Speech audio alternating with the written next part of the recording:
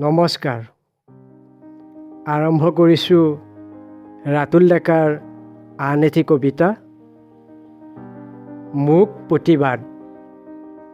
বোবাজনৰ আৰ্তনাদ, মোক জীয়াই থাকিবলৈ দিয়া।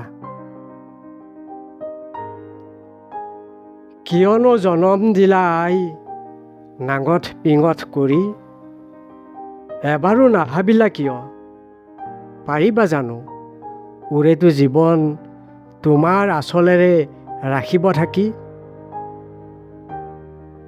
কিয়নো জনম দিলা আই, তোমাৰ দুগ্ধ খুৱাই, এবাৰো নাভাবিলা কিয়, পাৰিবা জানো ওৰেটো জীৱন দুবেলা দুমুঠি অন্ন খুৱাই। কিয়নো জনম দিলা আই, ফুটপাথৰ জিৰণি চৰাত,